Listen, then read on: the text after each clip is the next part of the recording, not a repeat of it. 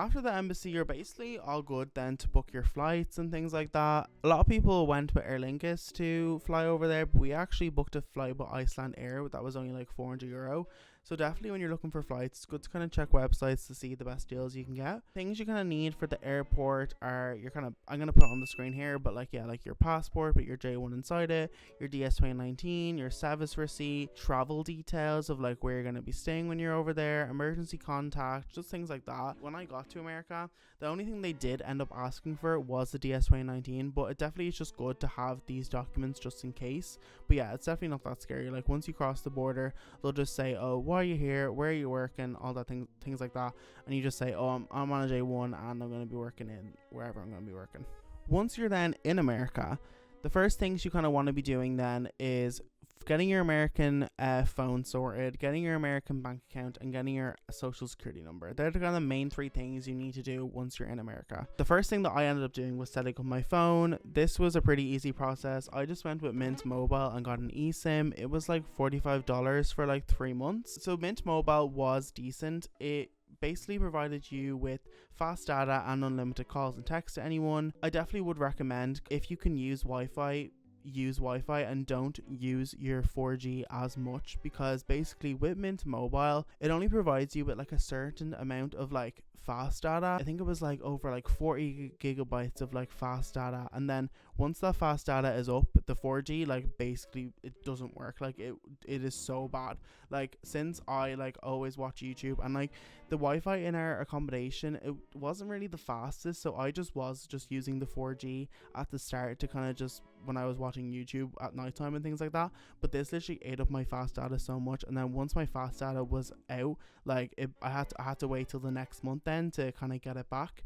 So I definitely would just save your data as much as you can, because you don't want your fast data to run out in like the first 2 weeks throughout the month, but then you have to go through a 2 week period where you have slow Wi-Fi, and it's always just good to have 4G at all times, because you want to be able to contact people if you're on nights out and things like that. Next thing, setting up your bank. Setting up your bank was pretty easy. We went with like Chase Bank, and all we had to do was kind of set up an online appointment with the bank. We basically then went, and I ended up doing this with my friend as well. Actually, he did 2 of us in the one, which was very good. And we went to Chase, and we basically just talked to the guy. We showed him our DS2019, and he set up a bank account for us, and then we got a card, and then we got the card mailed to our address. Setting up a bank isn't that difficult. I definitely would recommend Chase for things like that. So then the next thing is the social security number. Now this is something I also cannot give the best advice on, because I didn't end up being able to get my social security number. When we went to go get our social security number, you basically can only get your social security number after your visa dates. So like my visa date was like the 1st of June, and I'm pretty sure we went like on the 1st of June. But my friends' visa dates, they didn't start until like the 3rd of June. So when we actually went, they were told, oh, you can't get your SSN number yet because it's too early. Your visa dates haven't actually started. We went to the Social Security office, we got our number, and we gave them our documents, and then we were told, okay, wait 2 weeks. If you don't get your Social Security number in 2 weeks, come back and come back. I don't even know. It's so stupid. So after 2 weeks, I didn't get my Social Security number. And I went back again, and I was told that like my documents weren't verified. I honestly have no idea why. Ended up then being another 2 weeks, and I called them, and they basically were like, your documents haven't been approved. I honestly think I showed up too early to the Social Security office, because they kind of told me like it was something like your visa is approved on like IENA, like your actual sponsor, but like it's not approved on like the back end. They said that like sometimes like on the actual system your visa is not validated until like 2 weeks after you're actually in America. So I think if I had went a bit later to the Social Security office, my then documents would have been approved. But since I went too early, they weren't approved. I don't know. I can't give too much advice on the Social Security number. Some of my friends did end up getting their Social Security number, but that's because they went to the Social Security office like 3 separate times. And on the 3rd time, a lot of them didn't even get an actual card. They literally were just told over the window like, this is your number, like this is it. but definitely do just try get it, because some places you actually might need it to start your job. So yeah, if you're going to be using a lot of public transport while going on your day one, like if you need to get around the city or if you need to get the bus to go to your job, I don't know about other places, but in Chicago they had this thing called a Venture card. It was basically like a leap card, and it definitely was so good. You basically could have this card and you're able to top it up like a leap card, or you could also then pay $75 for like the whole month for unlimited taps on any train or bus. And at first I was kind of hesitant to pay this because I was like, oh, will I be using public transport a lot? But like this, it was so worth it, because the amount of times I like took buses to places, or I took the train, or like if we wanted to go to one place we'd have to take one bus, and then we wanted to go to a different place so I had to take another bus. Like just being able to go on the bus and just tap with the card and not have to worry about constantly topping it up was just so good. So yeah, if you're going into Chicago and you're planning on using public transport a lot, then I definitely would get this Venture card. You can get them at the kind of train stations, just at their machines. I think it's like $5 to get the card, and then you have to put money on the card or do the top up thing or pay the 75. So yeah, then my next tip now is basically just like travel when you're there. Literally just travel, do as much as you want. Like literally try to do something every single day, because it does go by so fast. Like, and I always just try to do something every day, even if like my friends were working and I was the only one off. I would just do things. I would go around the city, I would go to like record stores, I would go to like different vintage shops. Like I always just try to do something every single day, because you don't want to kind of waste the time that you're there. You're only there for such a short period of time. Definitely go on the Irish nights out in Chicago. It was like Tuesdays, Thursdays and Sundays people went out. Tuesdays and Thursdays were definitely the best nights. Joe's and Duffy's were the two main places that people went to. They were such good nights out. The Irish nights out were also really good as well, because it was only €5. They would do like a special deal on those nights out for like €5 drinks, so that was really good. That being said though, like the Irish nights out are good, but after a while they can get a bit repetitive, so I definitely would recommend going to like American bars as well, trying out like American nights out, going to like American places, American clubs, just because like it's good to go on the Irish nights out and kind of see people that are also on their J1, but like a lot of the times like the Irish nights out are like only Irish people, so like you're not really experiencing kind of like the American culture.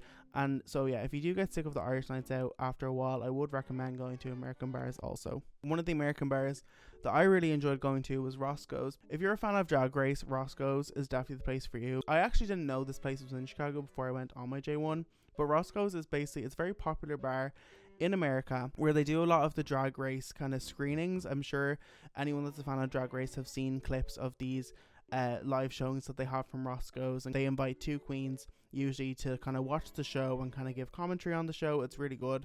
So if you're a fan of Drag Race, I definitely would go to some of those watch parties. You can pay for a seat to watch the queens, but you also can just go in for free and stand and watch the episode, which was really good. All Stars 9 was actually going on while I was in Chicago, and All Stars 9 was a pretty good season. I only went to the finale watch party, and I honestly wish I had gone to more, because I feel like it would have been so fun to experience. But I did go for Roscoe's on Nights Out. On like Thursdays they had like a Charlie XCX night that was really fun. So yeah, it's definitely a good place to go if you're a fan of Drag Race and fan of pop music. I would recommend for sure. Also, just literally try all the American fast foods. Like the American food, I still think about it to this day. It was honestly so good. Like Raising Cane's, Cheesecake Factory. Oh my god, Cheesecake Factory. She was amazing. Taco Bell, Chipotle, Chick-fil-A, Wendy's, Crumble as well. Also the Big Gulps and 7-Eleven were so good. Definitely just try as much as you can over there, like all the foods. It's just so good to experience. I'm just gonna list a load of places that I went to and things you can do in Chicago. Sorry that I'm mainly only talking about Chicago here, but it's the only experience I have on a J1, so yeah. So places that I went to were Wrigley, the baseball stadium. That was fun. We went to a baseball game there. The Bean is also a really good place to go to. It's like one of the big monuments in Chicago. Navy Pier, it's a famous pier in Chicago. 3 different beaches that we went to a lot in Chicago were Ohio Street Beach and Oak Street Beach. Ohio Street Beach was really good. It was kind of a bit smaller. It was one of the smaller beaches, but there were a lot of J1s there. Oak Street Beach was one of the bigger beaches, and the water in that wasn't actually as very clean as Ohio Street Beach. I feel like we mainly went to Ohio Street Beach. That's like the main one I would recommend. I feel like the water is more clean and there's more kind of Irish J1ers down there. It can get very busy, but I felt like it was the better beach to go to. And then there is another beach like way up the lake, which was called North Avenue Beach. We also rented bikes and we cycled along the lake, which was really fun. We went to Lincoln Park Zoo, which was actually free, which I was completely shocked about, that the fact you can just walk into a zoo and it be completely free in Ireland. Ireland could literally never. The zoo is one of the first places we went to when we actually got over to our J1, so it's definitely a good place to check out. There's a street in Chicago called Damon Street, which is really good for the kind of thrift shops and record stores. We went to kind of this indoor mini golf place called the Big Mini Putt Club. That was a really good place to go to where you could have drinks and also play mini golf. Chinatown is also a really good place to go to. Also the AMC cinemas. I was just interested in going to cinemas because I had worked in the cinema before, so I wanted to see like what cinemas in America were like compared to Ireland cinemas. There was also a lot of outdoor movie showings at places like Wrigley and Millennium Park. Lollapalooza definitely is a good place to go, especially if there's artists that you like that are playing.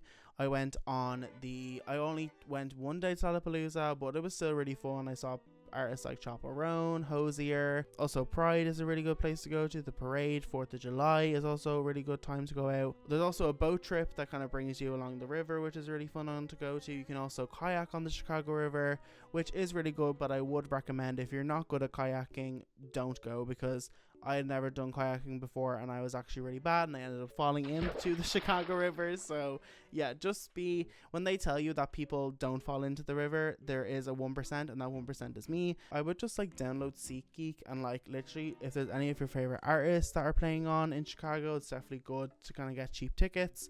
I ended up seeing Flow just before they were playing Lollapalooza for literally like $28. So yeah, SeatGeek is definitely good app to download if you're looking to go to concerts, or if you're looking to get tickets for the baseball games as well. It's also a good way to find cheap tickets for those. Also then just join WhatsApp groups to kind of figure out what other J1 events are going on. There was a lot of J1 events in the WhatsApp groups.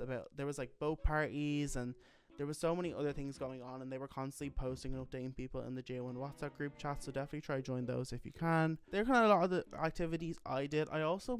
We also went to this like rooftop bar. I can't remember the name of it. If I do find the name of it, I'm gonna put a picture in here, but that was also a really good place that we went to. But they're kind of like a few recommendations I would give if you're going to Chicago this summer. This is what I mean when I say it's definitely good to have a good group, because for the travel afterwards, it's best to book this as soon as possible and just to communicate with your group to make sure that everyone kind of wants to go to the same places, that they want to spend a certain amount of time, figure out like how much time people want to spend at one location, and just it's best to just have a plan. Places that I ended up traveling to were Las Vegas, San Diego and LA, which were kind of the main three places a lot of people did travel to. A lot of people also travel to places like San Francisco, Lake Tahoe and Yosemite, and a lot of people also travel to Nashville as well. A lot of people said Nashville was like the country version of Albufeira, so I definitely would have wanted to travel there. If I was going back, I definitely would travel to Nashville because it wasn't a popular place that people did travel to. They're mainly like all my tips that I have. I'm now going to get into like cost. I'm just going to literally look on my laptop here and like just name out how much everything costs. So for the J1, I definitely would like save up as much as you can, like, because it is an expensive experience.